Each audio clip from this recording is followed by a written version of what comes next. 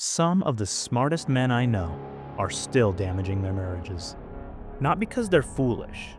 They know scripture, they know principles, they know exactly what should be done, and yet they still react. They speak too fast, and they choose relief over restraint. Brother, wisdom is not knowing what's right. Wisdom is choosing restraint when reaction would damage your covenant. Most unwise decisions in marriage don't come from ignorance. They come from unchecked emotion. You're tired, you feel disrespected, you want the pressure to stop. So you say the thing, you fire the text, you make the point. And in that moment, it feels like relief. But wisdom asks a harder question. What will this cost my marriage tomorrow? Because every reaction leaves a mark. And marriages don't usually break in explosions. They erode through repeated, unwise moments. Most men know what's right. Few restrain themselves when it matters. And restraint is where wisdom lives. Scripture is clear about what wisdom actually is. James 1:5 tells us, "If any of you lacks wisdom, let him ask of God." Wisdom is not instinct, it's not intelligence, and it's not emotional release. Wisdom is God-directed judgment applied in the moment it matters most, when your emotions are loud and your pride is demanding control. Every unwise moment adds weight you force your marriage to carry, and eventually, something breaks. Wisdom in marriage shows up in 3 places. First, timing. Not every truth needs to be spoken immediately. Wise men choose when, not just what. Second, tone.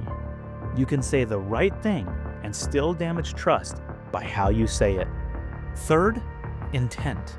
Wisdom asks, am I trying to win the moment or protect the covenant? Unwise men discharge emotion.